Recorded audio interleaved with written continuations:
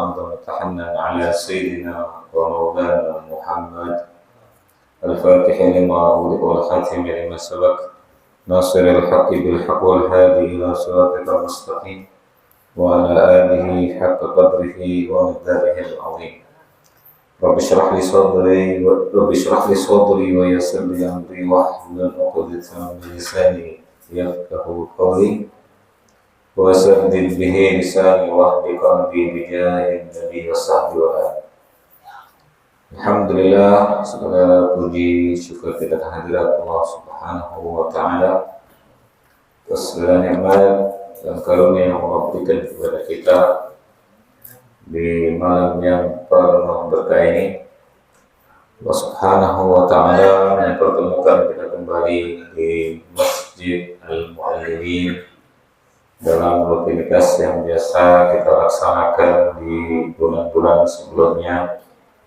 Mudah-mudahan Allah senantiasa memberikan kepada kita taufik serta hidayahnya serta nikmat sehat walafiat, juga nikmat Allah selalu istiqomahkan kita di dalam majelis-majelis ilmu yang mendekatkan kita kepada Allah dan Rasulullah SAW. Amin ya rabbal alamin. Salawat beserta salam juga tak lupa selalu terlimpah curahkan dari Nabi Sayyidina wa Maulana Muhammad sallallahu alaihi wa alihi wasallam. Juga yang saya cintai dan saya muliakan Ketua DKM Masjid Jami Al-Muallimin, yaitu Ustaz Abdul Wahid dan juga Ustaz Abdul Qahar dan segenap jajaran para pengurus maupun tokoh masyarakat maupun aparatur pemerintah baik RT maupun RW yang hadir, dan tak lupa salam takdim terkhusus kepada segenap hadirin hadirat rahimani wa rahimakumullah.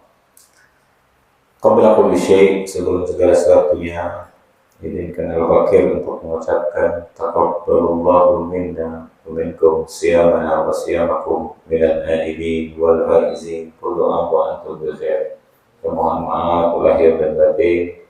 Mudah-mudahan amal ibadah puasa kita selama Ramadan dan siang wal qiyam, ya baik yang mulai kita Ramadan kita, ibadah puasa kita apapun itu diterima oleh Allah Subhanahu wa Ta'ala, sehingga berbuah di bulan Syawal yang sebentar lagi akan meninggalkan kita betul-betul menjadi hamba yang kembali fitrah, bersih dengan tanpa catatan keburukan, karena sudah diampunkan oleh Allah melalui Ramadan.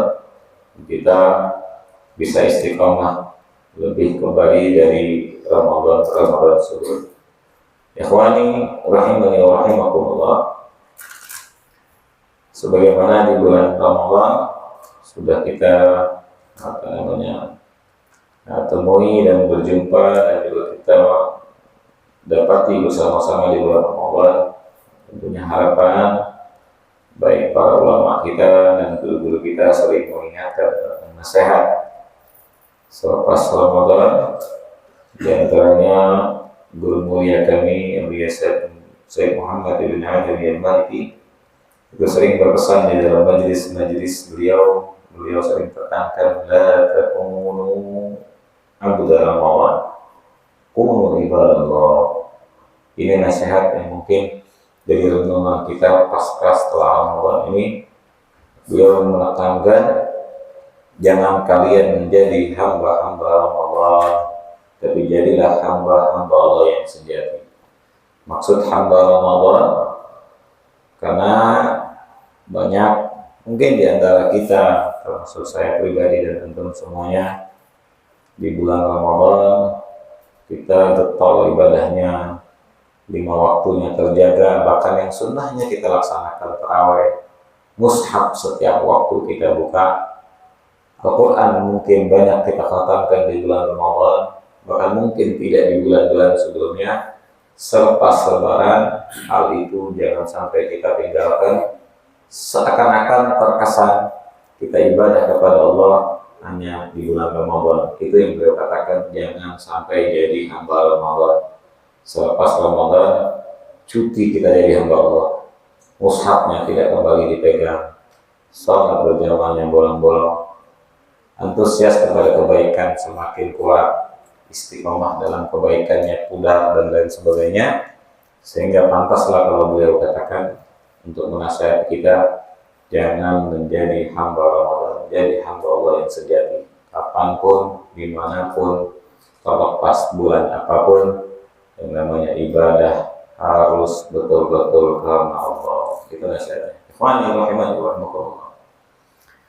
Sebagaimana hadis yang kita baca pada malam hari ini, kalau Syekh Muslim rahimahullah taala menafa'ana bihi wa bi ulumihi wa bi ulumi syekhna fid dharain amin. Kita lanjutkan pelajaran kita hadis yang ke-21, al-hadithul hadi wal 20.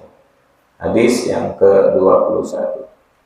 An Abi Amr wa qila Abi Amr Sufyan bin Abdullah al-Thaqafi radhiyallahu ta'ala anhu qala qultu ya Rasulullah kulli fil Islam qawlan la as'aluhu anhu ahadan ghairak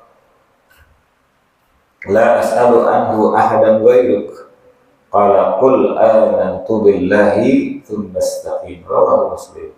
Subhanallah, hadis ini pas sekali dengan momentum kita selepas libur Ramadan yang diriwayatkan oleh Abi Amr. Ya, beliau dikatakan juga Abi Amr. Ada yang menyebut pelafatannya Abi Amr pakai ta marbutah. Nama beliau adalah Sufyan bin Abdullah Al-Thaqafi radhiyallahu ta'ala anhu yang meriwayatkan hadis ini. Nah, beliau mengatakan, kata beliau, qultu ya Rasulullah kulli fil Islam qawlan la as'alu anhu ahadan ghairak qala qul amantu billahi thumma istaqim. Kata beliau, ya Rasulullah, ya. Jadi beliau datang kepada Nabi nanya, ya, bertanya kepada Rasulullah sallallahu alaihi wasallam, ya Rasulullah, kulli fil Islam qawlan la as'alu anhu ahadan ghairaka. Ya Rasulullah, katakan kepadaku satu ucapan di dalam Islam, artinya satu ungkapan di dalam Islam yang aku tidak akan bertanya kepada seorang pun selain Engkau ya Rasul. Ya, la as'alu anhu ahadan ghairak. Yang aku tidak akan bertanya tentang ungkapan tersebut selain Engkau. Artinya berikan jawaban kepadaku yang memuaskan. Jadi beliau minta. Apa jawaban Nabi?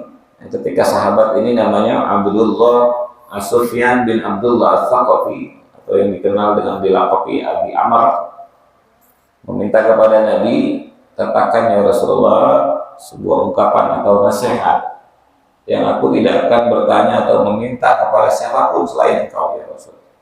Beliau jawab, qala qul amantu billahi tsumma istaqim. Katakan wahai Abdullah, wahai Sufyan, amantu billah, aku beriman kepada Allah. Tsumma istaqim. Kemudian istiqomahlah dengan kalimat tersebut. Maksudnya istiqomah. Katakan aku beriman kepada Allah dan istiqomah itu. Nah, maksud beliau dalam hadis ini, Nabi SAW memberikan nasihat yang singkat, padat, tapi syarat dengan makna. Ketika minta nasihat, ya, kul amantu billah. Katakan kamu beriman kepada Allah, saya beriman kepada Allah. Kemudian istiqomah. Karena ikhwani rahimani wa rahimakumullah, kalimat ketika Nabi mengatakan amantu billah ay jaddid imanaka bihi hala kaunika dzakiran bi lisanik wa mutadzakiran bi janabik ay qalbik. Qila sebagian ulama mengatakan ketika Nabi mengatakan kalimat katakan aku beriman kepada Allah, maknanya dum ala imanika billah. Maksudnya senantiasalah kamu beriman atau senantiasalah atas imanmu kepada Allah. Ya. Nah, istiqamah ini maksudnya apa? Nabi memerintahkan untuk istiqamah ala fi'lil ma'murat wa ijtinabil manhiyat Maksudnya istiqomah menjalankan segala bentuk perintah Allah dan meninggalkan apapun semua larangan-larangan Allah. Istiqomah ini maksudnya. Kata Nabi SAW. Nah ini kita paham dari hadis ini bahwasanya puncak dari istiqomah itu adalah nihayatuha, penghujungnya nanti. Ya, istiqomah itu bukan ada batas setahun, 2 tahun, ada kadaluarsanya, enggak. Istiqomah itu ya sampai ajalnya atau waktu dia menghadap kepada Allah, itu namanya istiqomah. Bukan istiqomah itu seperti kalau kita ngomong, alhamdulillah dulu saya ngaji 10 tahun, sekarang enggak. Itu bukan istiqomah namanya. Istiqomah itu ya sampai hari itu ketika dia sudah ikrar, sampai kapan? Sampai nyawanya dicabut oleh Allah dan orang tersebut menghadap kepada Allah, itu namanya istiqomah.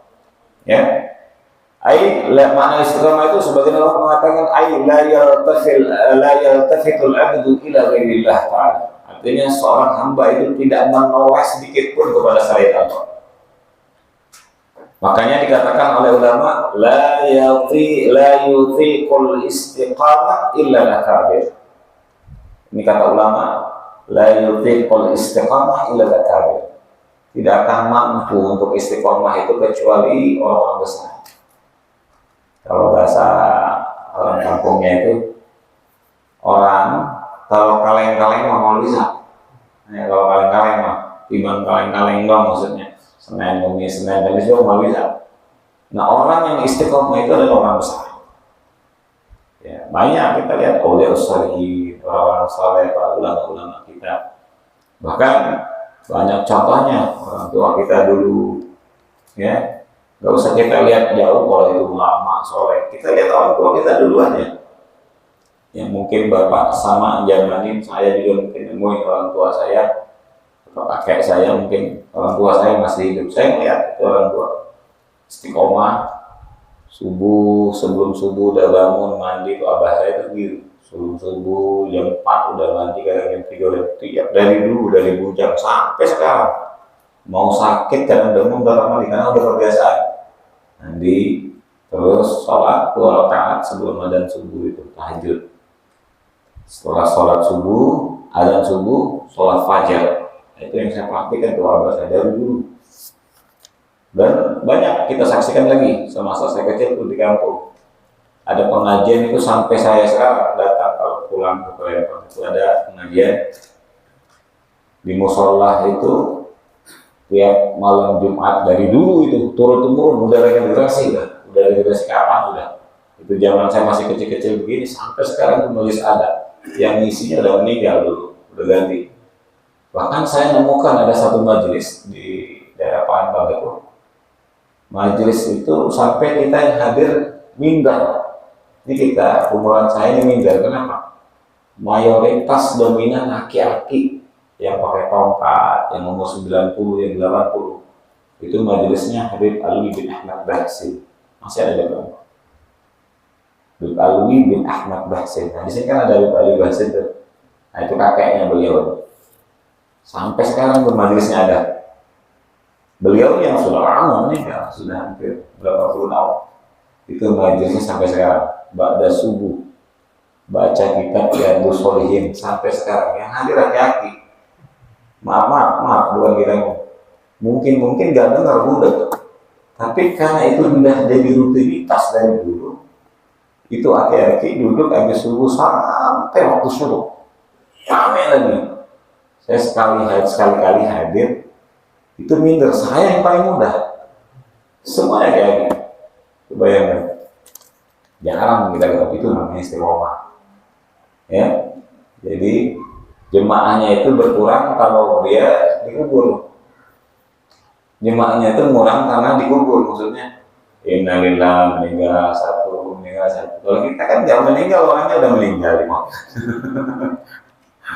Kalau kita kan nggak dibayar, orang yang masih hidup sudah mundurin diri, ya, pensiun dari majelis. Kenapa? Ya pensiun aja kata dia. Saya mundurin diri pensiun dini di majelis taklim. Ini majelis taklim kalau antum pensiun tidak ada sama. Di majelis taklim kalau kita pensiun kadang sangon. Justru naudzubillah min dzalik, takutnya ente ngelamar lagi nggak diterima sama Allah. Naudzubillah min dzalik. Ya ini analoginya gitu. Jadi orang hadir majelis taklim itu bukan karena antum ngelamar, tapi karena Allah yang ngelamar. Kalau antum mundurkan diri, berarti ya itu bukan karena antum karena nggak kepengen, bukan. Itu bahasa kita antum di PHK. Nah di PHK ini masuk lagi wallahu a'lam bishawab. Dalilnya mana hari ini? Saya punya dalil. Kata Nabi SAW, man yuridillahu bihi khairan yufaqihu fiddin. Itu dalilnya. Barang siapa yang Allah inginkan kebaikan, yufaqihu fiddin. Ini kalau dalam nahwu namanya jawab syarat. Artinya taukid. Barang siapa yang Allah inginkan kebaikan. Bagi siapa? Man tadi, orang tersebut. Apa orang tersebut kalau Allah ingin, tandanya gimana? Yufaqihu fiddin. Allah berikan, apa pasti Allah berikan dia pemahaman agama. Analoginya, contohnya, maksudnya untuk takribul tasawwur, untuk mendekati takribul faham, untuk kita gampang memahami hadis ini. Artinya makna hadis ini, orang kalau Allah inginkan kebaikan, orang tersebut akan didekatkan, dimudahkan duduk di majelis taklim yang membuat dia besoknya jadi paham agama.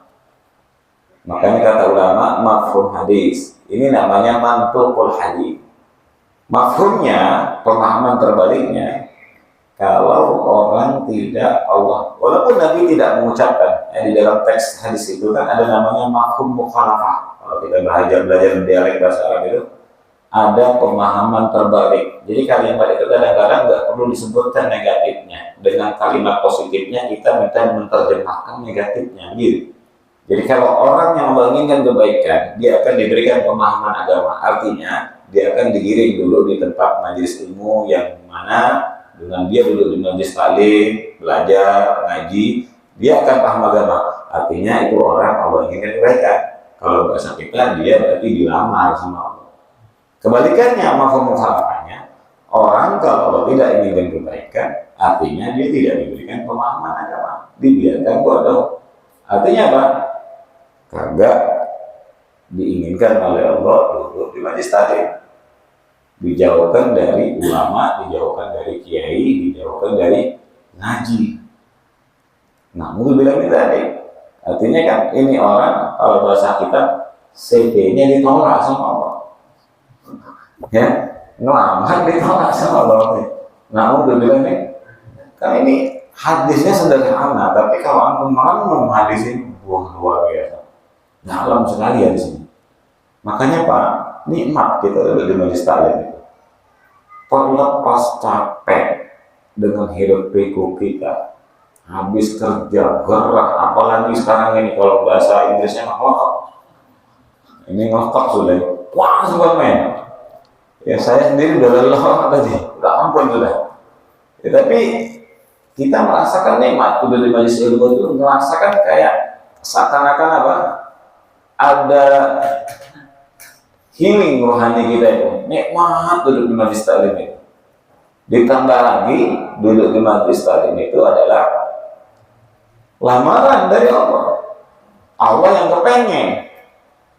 Jangan kita nolak maksudnya itu. Artinya kan kita dilamar sama itu tadi maksudnya. Ya, yufaqihu fiddin. Itu kata Imam Hasan Al-Basri, "Idza aradallahu bi 'abdin ista'malahu fil khair." Apa maqal kata beliau radhiyallahu anhu. Kata Imam Hasan Al-Basri, Allah apabila menghendaki kepada Allah apabila menghendaki kebaikan pada seorang hamba, ista'malahu fil khair. Ista'malahu ay yuwaffiquhu lil khair. Allah akan berikan taufik dia untuk berbuat baik. Digampangin sama Allah. Mau ngaji mudah aja. Mau duduk di mudah. Gitu, ikhwan. Nah, kemudian kita tahu Setelah kita duduk, kita hadir, artinya kita dipinang sama Allah. Yang berat itu menjaga istiqomah, itu berat. Makanya tadi kata ulama tadi, la yudhiqul istiqomah ila al-kabir. Tidak mampu orang untuk istiqomah kecuali orang besar. Ya, kalau bahasa kita itu yang kaleng-kaleng mau istiqomah, mohon.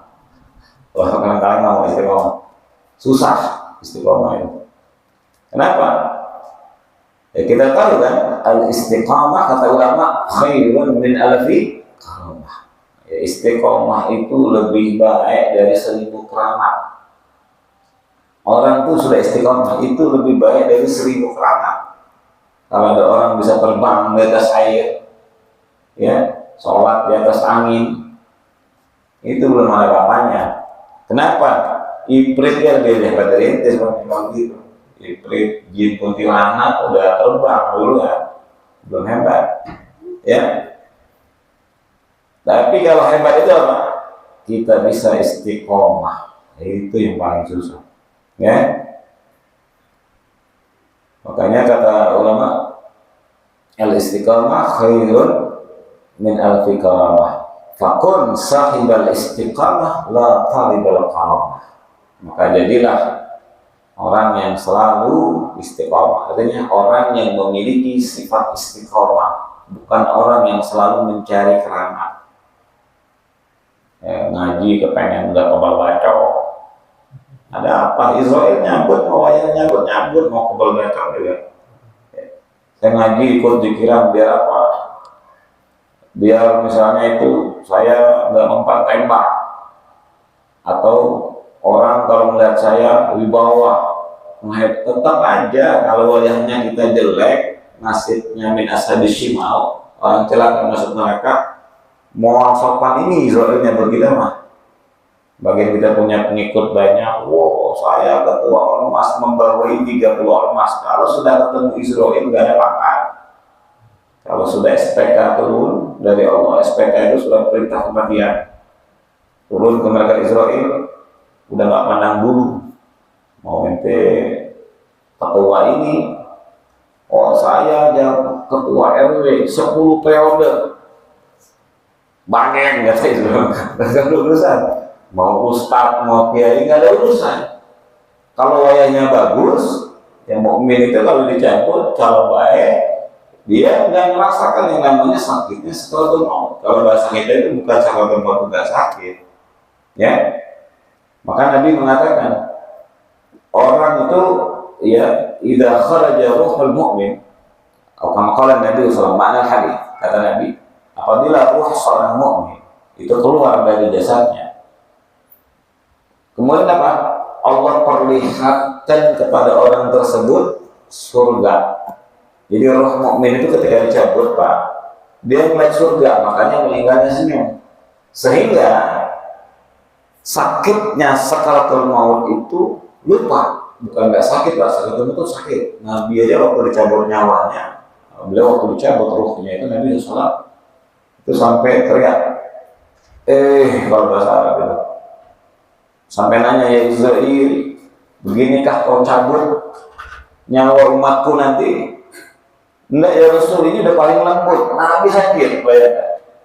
Terus Nabi katakan, Allahumma khaffif, Allahumma tsaqil alayya wa khaffif ala ummati. Ya Allah, sakitnya bebankan kepada aku saja dan ringankan nama umatku. Sayang Nabi begitu sayangnya sama kita, sakitnya ditanggung sama Nabi. Segitu udah sakit, Pak.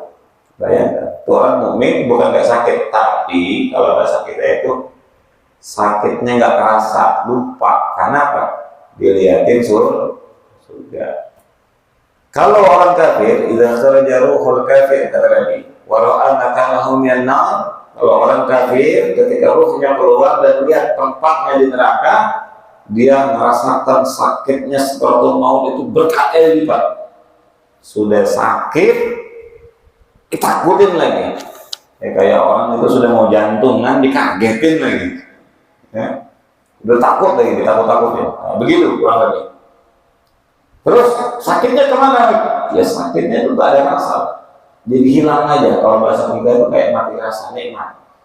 Sampai ada satu ulama itu mengatakan, apa iya? Sedangkan Nabi dalam satu hadis banyak keterangan sakitnya sakaratul maut itu seperti ya tubuh kita itu dibelah pakai pisau atau disesat-sesat, tajamnya itu disesat-sesat, apa sakitnya sakaratul maut itu dicabut dari bawah sampai ke atas. Tapi kata ulama sampai merenung ulama, apa iya orang ketika meninggal dunia kalau dia min ahlil yamin, termasuk orang yang apa namanya min ahlil jannah atau orang khair, orang baik atau orang yang diwafatkan oleh Allah dalam keadaan husnul khotimah, sakitnya sakaratul maut tidak akan dia rasakan. Sampai ini ulama merenung nyari jawaban sampai dia tidur. Di dalam tidurnya dia berjumpa dengan Rasulullah SAW. Kemudian apa? Rasul memberikan jawaban kepada ini ulama orang soleh itu kalau istikharah tidur minta jawaban dijawab sama Nabi, dikasih tahu sama Nabi. Nabi mengutip tentang ayat cerita Nabi Yusuf.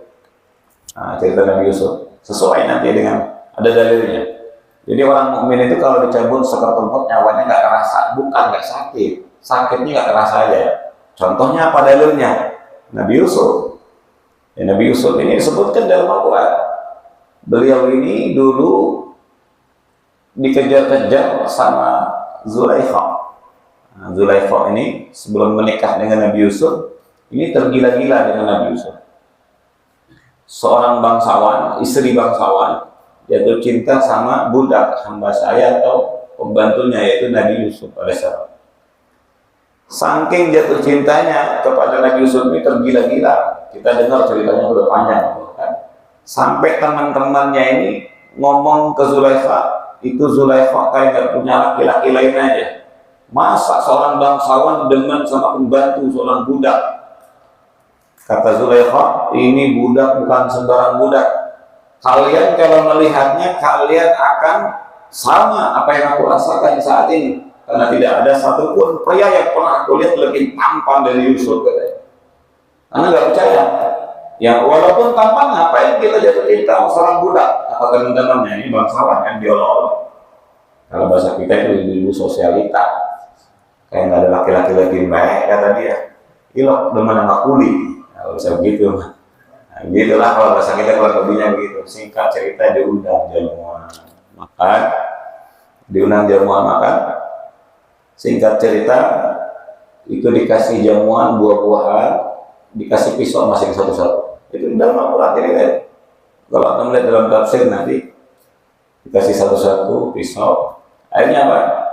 Ketika perempuan ini sudah datang, semua kumpul semua dijamu. Ya, mereka disuruh makan sambil motongi buah mereka. Nabi Yusuf diperintahkan keluar dari kamar. Begitu keluar kamar, ya, begitu keluar, itu perempuan bengong sambil motongin buah tadi, nggak kerasa buahnya dipotong, tangannya ikut dipotong. Ma hadza basyarun in hadza illa malakun karim. Itu lagi lawan dia. Ini bukan manusia, ini malaikat, ini ganteng. Terpesona melihat kegantengan Nabi Yusuf, nih ibu-ibu motong buah nggak terasa jarinya potong. Pisau kita nih bukan pisau di rumah kita yang goceng tangan mau belah, ini mah belah tajam dipotong. Ini orang bukan ganteng banget kata dia kalau ibu kan. Artinya kata ulama, anda lihat dari ini cerita itu perempuan. Teman-temannya Zulaikha, ada satu ulama sampai bikin syair. Imam Farasdak itu orang-orang atau teman asdiqa Zulaikha, teman-teman Zulaikha itu melihat kegantengan Nabi Yusuf, ya, memotong qata'na aydiyahunna, mereka memotong tangan mereka atau jari jemari mereka. Kalau yang melihat Rasulullah bukan tangan lagi dipotong, hati mereka dicabik-cabik gak kerasa. Bayangkan Nabi Yusuf itu dikasih seperempat gantengnya Nabi. Itu mereka udah potong tangan, gimana kalau melihat Rasulullah? Kata ulama, Al-Imam Farasdak sering mengatakan bukan tangan lagi dipotong, hatinya mereka cabik-cabik gak kerasa dipotong Nabi Yusuf. Ini bisa membalikkan lagi ke dari biar kita nggak nyambung soal sini. Maksudnya itu jawaban ulama tadi ketemu. Oh iya, sakit waktu motong jari itu gak kerasa karena matanya nikmat melihat keindahan Nabi Yusuf. Kata ulama, Begitupun Allah cabut nyawa seorang mukmin ketika diperlihatkan surga di tempatnya, nggak asal lagi sakit surga. Lupa kalau sakit itu. Ayah ente kayak kita nih Pak Bapak ditabok orang tapi dikasih duit 2 miliar, sakitnya lah. Kalau belum mah tonjok kata dia 3 miliar ya pakai kita aja benar nggak apa-apa. 3 Pak, jangan nabok nonjok. Kanan kiri boleh bolak-balik 3 M. Nyari duit susah betul lah Pak. Gusuran ongkos mana kagak ada.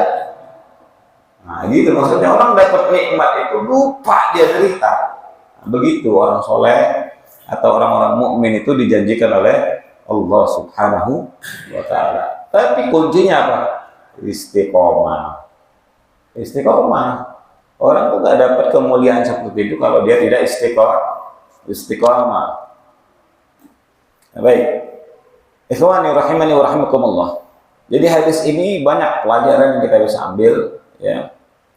Salah satunya tadi istiqomah, ya, mengajarkan kepada kita bahwasanya segala sesuatu baik di dalam kita seperti tadi ibadah yang kita lakukan baik di Ramadan kemudian ketemu di bulan Syawal. Makanya ibadah itu sering diajarkan sama ulama kita. Jangan nafsu kalau bahasa kita itu. Ya orang kalau baca Quran nafsu juga nggak bagus. Digeber kalau bahasa kita itu, diporsil. Ya, kayak orang misalnya tahajud dari jam 12, 3 jam, 4 jam misalnya. Subuh kebablasan nanti. Ya. Makanya kata Nabi itu khairul amal adwamuha wa in qalla, kata Rasulullah. Ini Nabi yang bilang. Khairul amal adwamuha wa in qalla. Sebaik-baik amal itu sedikit tapi istiqomah. Maksudnya gimana? Contoh, kita ngaji nih, nggak usah ke Sabang Merauke dulu maksudnya. Jakarta, Depok, Bogor, ngaji kemana-mana, di Masjid Al-Mu'allimin dulu istiqomah udah. Kalau ente udah bisa istiqomah di sini, baru ente mau ngaji kemana kayak mau ngaji ke planet, ke malaikat, apa? Ini ngaji kadang-kadang ngaji masih Senin Kemis sudah bawaannya, alhamdulillah bisa menghadiri beliau. Yang paling afdal itu kan akrab, akrab. Sodakoh aja kita dianjurkan kerabat paling dekat dulu, betul nggak? Orang-orang kita kadang-kadang lah bulan-bulan. Ini penyakit mak-mak biasanya itu. Ngaji. Ada ustazah berapa? Tetangga ada pengajian, boro-boro hadir, diundangnya pura-pura budak ya. Astagfirullah. Betul nggak? Itu kejadian di kita itu begitu. Kadang-kadang yang dekat lingkungan pada lingkungan itu bisa nomor di prioritas. Ya. Diprioritaskan lingkungan mengaji, ibadah-ibadah yang kecil-kecil lah, sholat. Maksudnya 5 waktu. Bukan saya anggap ibadahnya kecil, ya itu dulu dipelihara. Ngajinya 5 waktunya, maksudnya 5 waktunya. Tadarus Quran kita jaga. Nah yang lain-lain itu kalau bahasa kita itu bonus-bonusnya. Kalau bahasa kita itu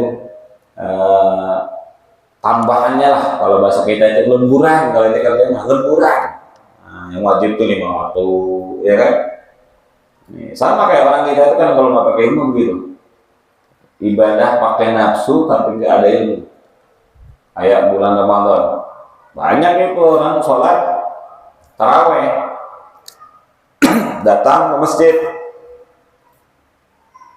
semangat kan, emang kan bulan berkah, makanya bulan Ramadan itu kan kita doa di bulan-bulan sebelumnya. Allahumma barik lana fi Rajab wa Sya'ban wa ballighna Ramadan. Ya Allah, berkahi kami di bulan Rajab dan bulan Sya'ban dan pertemukan atau sampaikan kami ke bulan Ramadan. Ingat, doa itu kita nggak minta kepada Allah, minta diberkahi bulan Ramadan. Kita cuma minta, ya Allah, berkahi di bulan Rajab, wa Sya'ban dan di bulan Sya'ban, wa ballighna Ramadan dan pertemukan kami dengan Ramadan. Kenapa nggak doanya Allahumma barik lana fi Rajab wa Sya'ban wa Ramadan? Ya Allah, berkahi kami di bulan Rajab, Sya'ban dan Ramadan. Karena bulan Ramadan, Bapak nggak minta berkah, sudah berkah. Pasti berkah. Kenapa? Nabi mengatakan, "Lau ta'lamu ummati ma fi Ramadan, la tamannaw an takuna as-sanatu kulluha Ramadan." Kalau umatku tahu apa yang ada di bulan Ramadan, dalam hadis lain dengan makam yang lain Nabi mengatakan, "Lau ta'lamu ummati ma fi Ramadan min al-yumni wal barakah, la tamannaw an takuna as-sanatu kulluha Ramadan." Kalau umatku tahu, seandainya umatku mereka mengetahui apa yang ada di bulan Ramadan dari kebaikan dan keberkahan yang Allah berikan di bulan Ramadan, maka niscaya kata Allah, kata Nabi, mereka akan meminta 12 bulan itu sebagai Ramadan. Karena saking berkahnya Ramadan, Pak. Kenapa saya katakan bulan Ramadan enggak perlu kita minta berkah udah mereka? Contoh paling gampang. Ramadan itu, Pak, orang tanpa diminta dengan kesadaran penuh karena berkah di bulan tersebut, Allah sentuh itu orang yang maksiat minimal meminimalisir maksiatnya. Betul kan? Tanpa disuruh. Ustadznya ceramah, dia berhenti sendiri, ada nggak enaknya Ramadan itu.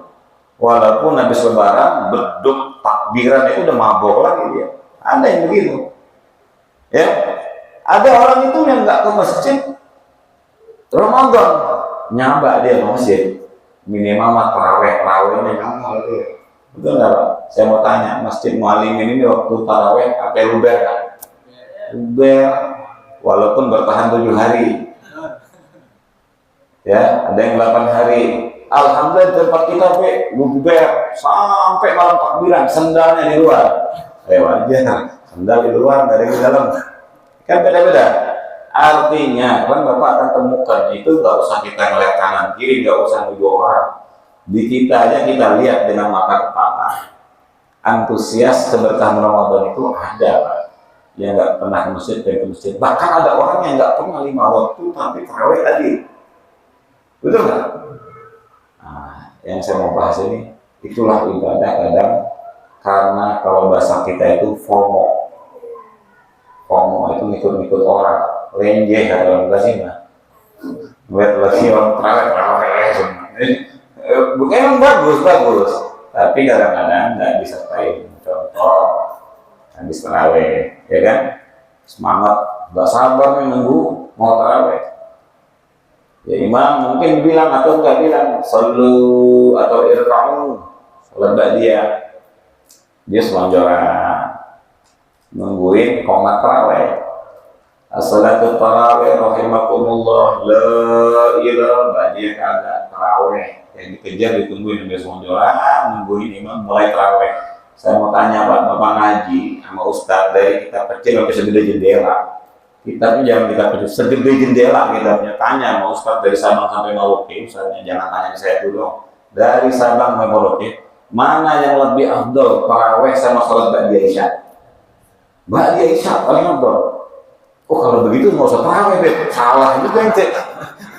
Maksudnya dapat dua-duanya kalau orang punya ada ilmu itu dapat dua-duanya. Ba'da Isya itu afdal, tarawih itu ya juga dia punya nilai ibadah pahala tersendiri. Di bulan Ramadan, man qama Ramadan, man shama Ramadan imanan wa ihtisaban, ghufira lahu ma taqaddama min dhanbi. Kata Nabi, barang siapa puasa Ramadan dengan penuh keimanan dan maksudnya ihtisab itu menghidupkan amaliyah yang ada di bulan Ramadan, Allah ampuni dosa-dosa yang telah lalu, termasuk tarawih, qiyamul baca dan lain sebagainya. Itu kalau bahasa kita itu bunga-bunganya di Ramadan. Tapi ba'diyah itu berlaku ila yaumil qiyamah, sunnah Nabi. Sunnah muakkad. Nah, sunnah muakkadah. Yang tidak pernah sunnah muakkadah itu ada dua. Sunnah ini kalau ba'diyah rawatib itu. Rawatib, sholat sunnah qabliyah dan ba'diyah itu kalau kita ngaji fikih ada yang muakkadah, ada yang ghairu muakkadah. Ada dua nih. Muakkadah, ada yang ghairu muakkadah. Maksudnya muakkadah alladzi wadaba alaihi Rasul sallallahu. Kalau sunnahnya muakkadah itu sunnah yang tidak pernah ditinggalkan oleh Rasulullah la fi hadar wala fi safar. Selama Rasulullah tidak berpergian ataupun Rasulullah berpergian sekalipun dalam kondisi musafir, Rasulullah tidak pernah tinggalkan. Itu ada 12 rakaat. Ada yang namanya ghairu muakkadah. Ghairu muaqqadah itu alladzi lam yuwadzib 'alaiha Rasul SAW. Itu salat sunnah yang bukan tidak dilazimi, salat sunnah yang terkadang ditinggalkan sama Nabi. Nabi tidak selamanya mengerjakan. Kadang dilakukan, kadang tidak. Ada yang tidak dilazimi sama Nabi. Nah, itu salat contohnya qobliyah maghrib. Itu termasuk ghairu muakkadah. Makanya nggak heran di beberapa pesantren atau di beberapa tempat masjid tidak ada qobliyah maghrib, nggak usah heran. Karena ini memang termasuk bukan ghairu muakkadah. Mau melakukan nggak apa-apa, sunnah qobliyah maghrib. Kemudian apa lagi? 2 rakaat sebelum duhur dan 2 rakaat setelah duhur. Itu namanya bagian yang ghairu muakkadah. Yang muakkadahnya 2 sebelum duhur, 2 setelah duhur. Ya, kalau kita mau lakukan misalnya 4-4, dapat dua-duanya. Nah, sunnahnya kan 4-4, tapi yang muakkadnya sangat dianjurkan 2-2. 2 sebelum duhur, 2 setelah duhur. Kemudian apa? Asar. Asar itu qobliyah asar. Itu lam yuwadzib 'alaihi Rasul, tidak muakkadah. Tapi di satu sisi ada hadis. Rahimallahu imra'an shalla qabla al-asri arba'an. Allah merahmati seseorang yang salat 4 rakaat sebelum asar. Ada hadisnya. Tapi di satu sisi Nabi tidak yuwadzib. Nabi tidak melazimkan juga. Jadi yang dikerjakan sama Nabi 2 waktu sebelum subuh, salat fajar. Nabi katakan dalam hadis doa salat sebelum subuh itu, atau kita kenal dengan salat fajar, itu setelah adzan subuh sebelum salat subuh. Nabi katakan rakaatul fajri khairun minad dunya wa fiha. 2 rakaat sebelum subuh itu, rakaatul fajar itu lebih baik dari dunia dan seisinya. Artinya orang kalau biasa melazimkan salat 2 rakaat sebelum subuh itu orang kaya, mau belangsat itu. Kemudian 2 rakaat sebelum duhur, 2 rakaat setelah duhur, berapa? 6. Kemudian 2 rakaat sebelum asar. Tapi ada yang 4. Kalau mau 4 silakan. Ada hadisnya kalau 4. Rahimallahu imra'an shallal qabla al-asri arba'an. Tapi Nabi melakukan 2, tidak 4.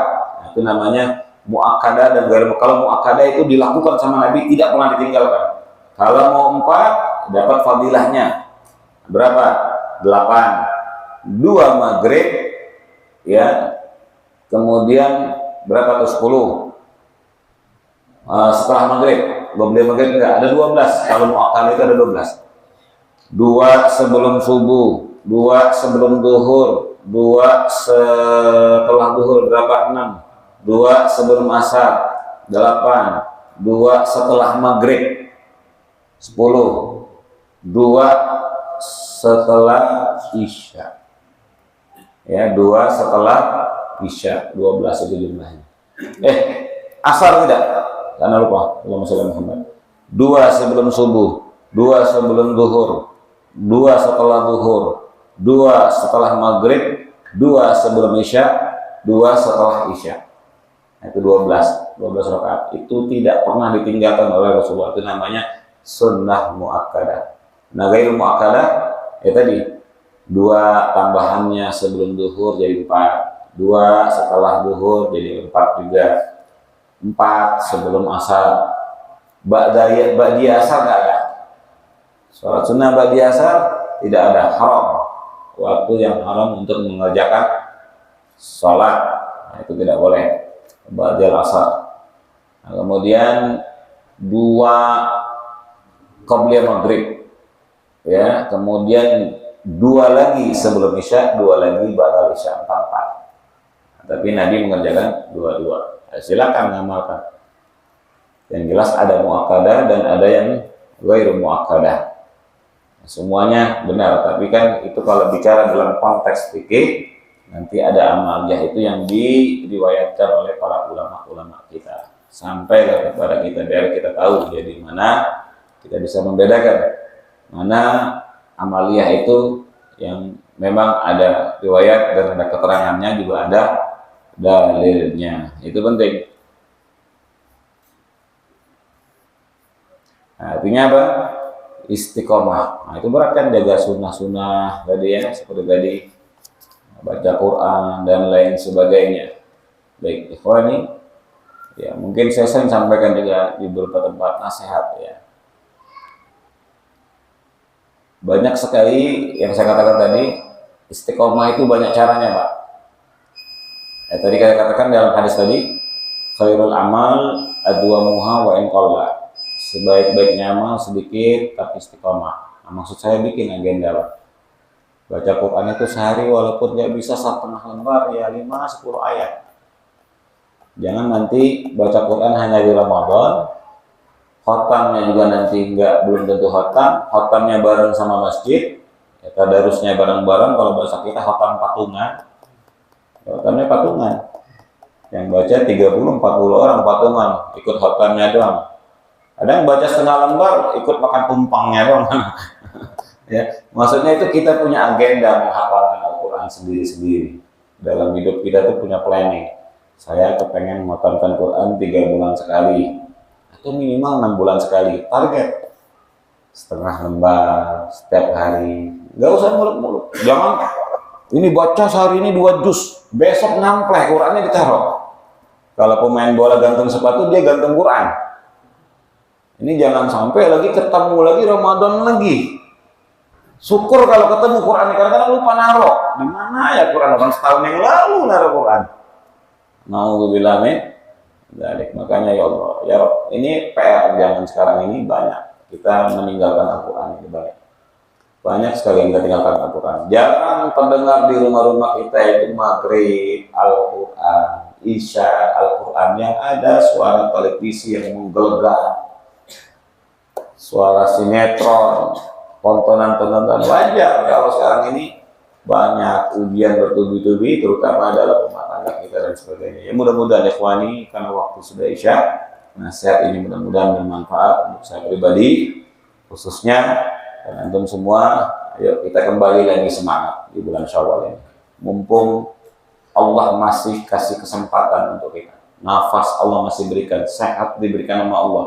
Sebelum nanti datang sakit, sebelum kesempatan untuk memperbaiki diri itu nggak ada lagi. Ya, mudah-mudahan ini nikmat yang Allah berikan kepada kita. Jadikan momentum kita minimal ada nancep niat di sini. Ya Allah, pulang dari sini saya mau jadi lebih baik lagi. Dan berikan saya taufik dan hidayahmu, mampukan saya ya Allah. Karena kita siapapun, termasuk saya, Ustadz, Kiai, Muhabib, siapapun, tidak ada yang mampu untuk taat kalau tidak ada bantuan taufik dari Allah. Semua taufik dari Allah. Kita bisa baik karena taufik dari Allah. Kita bisa sholat karena taufik dari Allah. Bukan karena kita soleh. Nggak ada, kecuali yang namanya soleh. Kita bukan orang yang baik. Kita ini berangkat dari yang tidak baik, tapi selalu mohon kebaikan dari Allah. Pengen selalu setiap langkah kita ini diiringi sama Allah. Minta terus. Makanya ulama, diantaranya Imam Haddad, itu ngajarin. Kalau habis sholat, di sujud terakhir, atau minimal setiap setelah sholat, baca itu jangan berhenti-berhenti. Kalau di rotib itu, ya Allah biha, ya Allah biha, ya Allah bihusnil khatimah. Kalau bacaan yang diajarkan oleh Imam Haddad itu, ya muqallibal qulub, tsabbit qalbi ala dinik wa ala ta'atik subhanaka inni kuntu minadh dhalimin. Itu baca terus.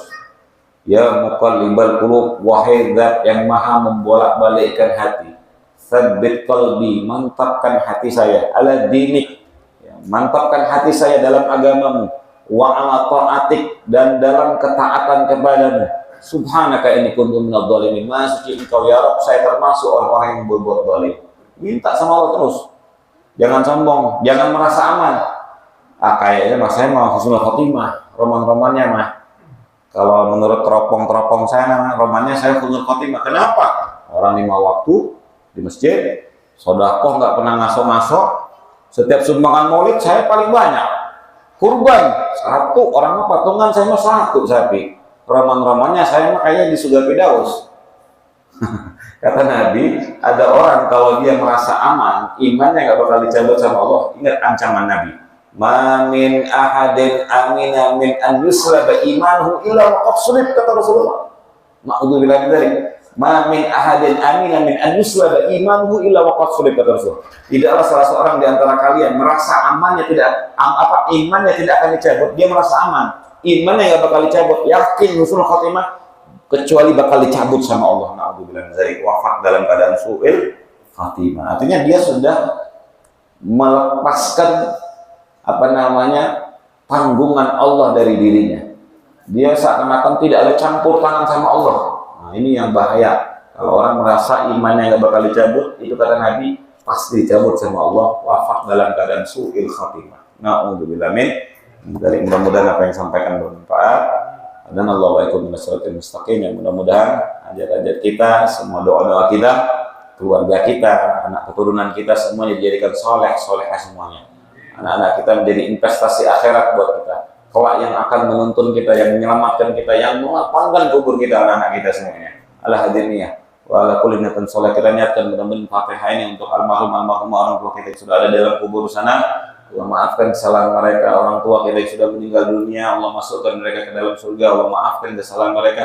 Kita yang masih hidup mudah-mudahan diberikan oleh Allah iman, Islam sampai ajal datang kepada kita dan kita wafat dalam keadaan husnul khatimah. Anak-anak kita semuanya husnul khatimah. Orang-orang kita cintai semuanya husnul khatimah. Al-hadiniyah wa kullu niyatin salihah. Wa la mana wa bi aslafna salihun. Bi jami' a'malihim wa halaqatihim al-hadiniyah wa ila hawla Nabi Muhammad sallallahu alaihi wasallam. Sirrul Fatihah. Ya kana mudu ya kana sayyidina sallallahu alaihi wasallam alladziina an'amta 'alaihim wal maghdubi 'alaihim waladdallin. Amin. Subhanakallahumma wa bihamdika asyhadu an la ilaha illa anta astaghfiruka wa atubu ilaik. Sallallahu alaihi wasallam Muhammadin nabiyil ummi wa ala alihi wasallam. Walhamdulillahirabbil alamin. Assalamualaikum warahmatullahi wabarakatuh.